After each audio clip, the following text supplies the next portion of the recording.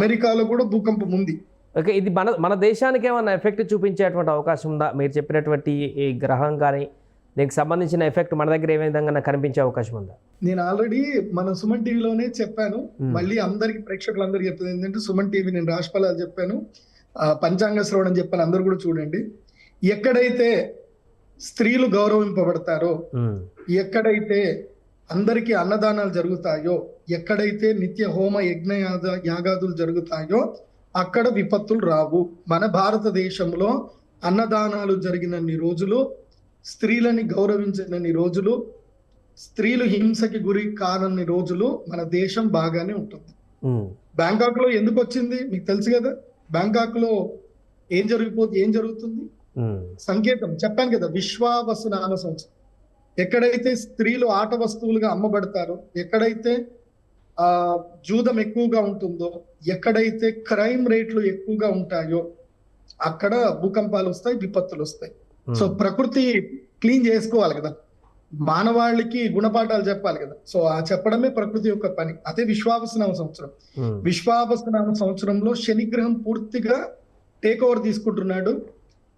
So ఈ సంవత్సరం పూర్తిగా సూర్యుడు, శని ఇవి 7 నవనాయకుల్లో ఉన్నారు కాబట్టి 100% రిజల్ట్ ఉంటది. పాపం చేసిన వాడికి, తప్పు చేసిన వాడికి 100% దెబ్బలు దక్కుతాయి, మంచి చేసిన వాడికి 100% మంచి జరుగుతుంది. ఇప్పుడు బ్యాంకాక్ లో వచ్చినటువంటి భూకంపం అనేది ఇంతటితో ఆగిపోయినట్టేనా? గ్రహ కూటమి ఎఫెక్ట్ అనేది ఇంకా కొనసాగుతుంది అక్కడ? ఇప్పుడు ఆల్రెడీ అట్లా భూకంపం వచ్చింది కాబట్టి ఇంకా స్టాప్ అయినట్టేనా ఆ దేశంలో?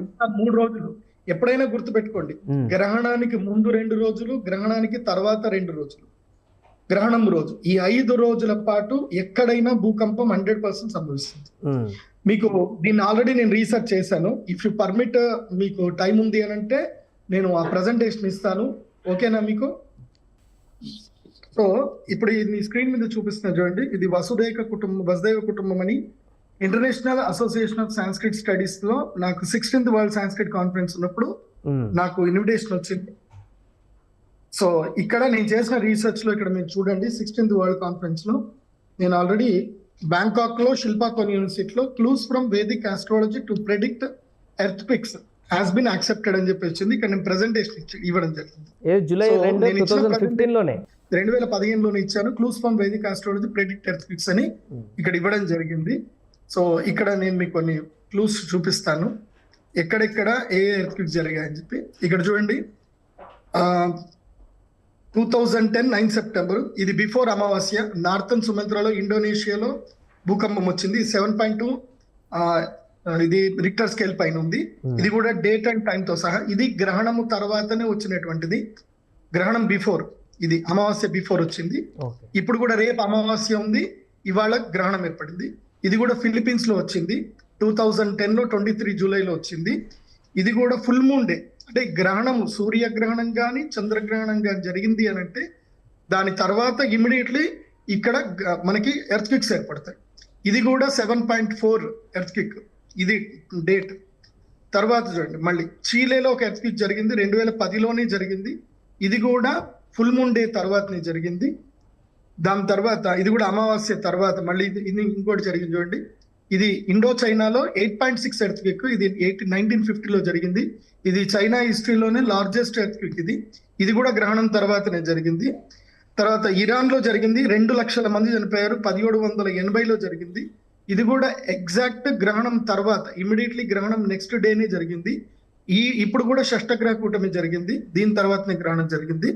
మళ్ళీ ఇది గతంలో జరిగినటువంటిది, 2 లక్షల మంది చనిపోయారు, 22 డిసెంబర్లో జరిగింది. సో ఇది కూడా షష్టగ్రహ కూటమి, అప్పుడు కూడా జనాలు చనిపోయారు. 2010 జనవరిలో కూడా హైతీలో జరిగింది, 7.2 lakhs మంది చనిపోయారు ఇక్కడ. సో మళ్ళీ చైనా చీలీలో ఒక ఎర్త్క్వేక్ జరిగింది, 1 లక్ష మంది చనిపోయారు. ఇది కూడా ఫుల్ మూన్ డే తర్వాతనే జరిగింది. ఇది కూడా చంద్రగ్రహణం అప్పుడే జరిగింది. సో అలాస్కాలో 1964లో జరిగింది. ఇది అమెరికన్ హిస్టరీలోనే చాలా పెద్ద ఎర్త్క్వేక్ ఇది. సో జియోలాజికల్ చేంజెస్ జరిగాయి 1964 తర్వాత.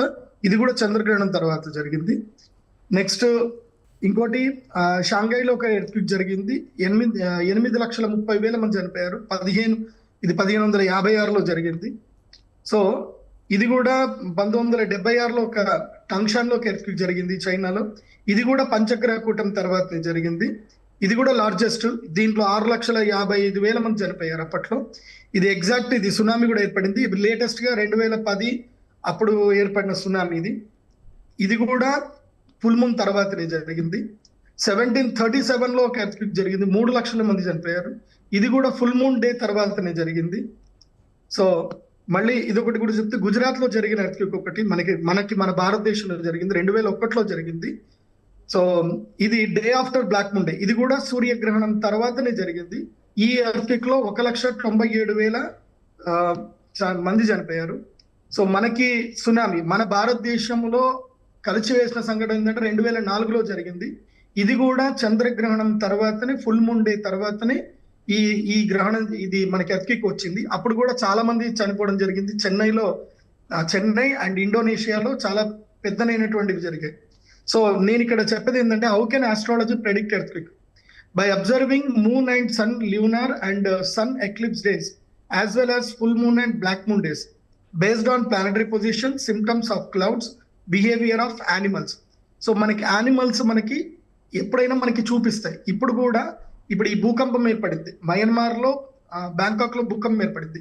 దీనికి మనకి సిమ్టమ్ ఆల్రెడీ చేపలు ఇవన్నీ కూడా మనకి చూపించాయి, సముద్రం నుంచి ఒడ్డుకు చూపించాయి. సముద్ర తీరంలో ఒక పెద్ద భూకంపం రాబోతుంది అని చూపించింది. సో ఆ సిమ్టమ్ ఆల్రెడీ ఉంది. సో ఎప్పుడెప్పుడు ఎర్త్క్వేక్స్ వస్తాయనే దాన్ని కూడా నేను మీకు చెప్పాను. Where do earthquakes? 3 days before, after full moon days and black moon day. 100% after lunar and sun eclipse. అంటే సోలార్ ఎక్లిప్స్ జరిగినా, ల్యూనార్ ఎక్లిప్స్ జరిగినా 100% ఎక్కడైతే 4, 5 ఇంకా 6 గ్రహాలు ఉన్నాయంటే ఇంకా 100% డౌట్ లేదు, పక్కా ఎర్త్క్వేక్ వస్తుంది, భూకంపం వస్తుంది. So when sun or moon surrounded by a circle, మనము సూర్యుడికి కానీ చంద్రుడికి కానీ ఒక వలయాకారం ఎప్పుడైతే మనము ఆకాశంలో చూస్తామో, దానికి ఎక్కడైతే ఆ వలయాకారం కనిపిస్తుందో అక్కడ 1000 kilometers రేడియస్ లో 100% ఎర్త్క్వేక్ వస్తుంది. సో ఇవన్నీ కూడా నేను 100% చేసిన రీసెర్చ్. సో గ్రహణం తర్వాత ఎక్కడెక్కడ రీసెర్చ్ వచ్చాయనేది కూడా, ఇప్పుడు మనకి ఎర్త్క్వేక్ వచ్చేటువంటి ప్లేసెస్ ఏంది అని కూడా నేను ఆల్రెడీ రీసెర్చ్ చేసి, ఇదిగో ఈ red mark, black mark, yellow mark ఉన్న ప్లేస్ లో ఎర్త్క్వేక్స్ వస్తాయి. మన అదృష్టం ఏంటంటే మన భారతదేశం అయితే లేదు, అండ్ మన హైదరాబాద్, తెలంగాణ అయితే అస్సలు లేనే లేదు. సో మనం బాధపడాల్సిన అవసరం లేదు. కానీ నేను తెలంగాణ గవర్నమెంట్ కానీ, ఆంధ్ర గవర్నమెంట్ కానీ, ఎవరికైనా నేను ప్రభుత్వాలకి, అధికారులకు నేను రిక్వెస్ట్ చేసేది ఏంటంటే, హై రైజ్ బిల్డింగ్లకి పర్మిషన్స్ ఇవ్వకండి. ఎప్పటికైనా భూకంపాలు వస్తానే ఉంటాయి.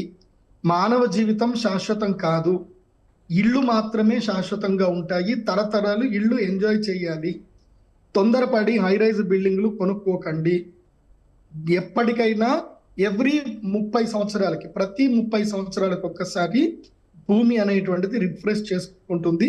120 సంవత్సరాలకు ఒకసారి గ్యారంటీగా రిఫ్రెష్ చేసుకుంటుంది. సో తరతరాలు హ్యాపీగా ఉండాలి అని అంటే అందరూ చక్కగా ఇండిపెండెంట్ హౌస్ లోనే ఉండండి. హై రైజ్ బిల్డింగ్లు కోట్లు పెట్టి కొనుక్కోకండి. మీరు పర్మిషన్లు అస్సలు ఇవ్వకండి. భూగర్భ జలాల్ని కాపాడండి. భూగర్భ జలాలు మీరు కాపాడని రోజులు, ప్రకృతిని మనం ప్రేమించిన రోజులు ఇలాంటి విపత్తులు జరుగుతూనే ఉంటాయి.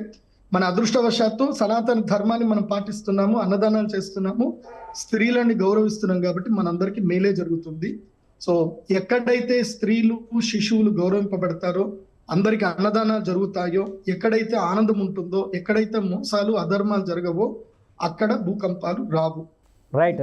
Thank you Pradeep Joshi garu. So మొత్తానికి అది ప్రస్తుతం బ్యాంకాక్లో భూకంపం రావడానికి గల కారణం సప్తగ్రహ కూటమిలో వచ్చినటువంటి మార్పులు చేర్పులే అంటూ గతంలో ప్రదీప్ జోషి గారు సుమన్ టీవీకి ఇచ్చినటువంటి ఇంటర్వ్యూలో భాగంగా చెప్పినటువంటి మాటలు ఈరోజు వాస్తవమయం అంటూ కూడా వారు చెప్తున్నారు. ఇంకా భవిష్యత్తులో ఇంకా చాలా వచ్చేటువంటి అవకాశం ఉందంటూ కూడా వారు చెప్తున్నారు.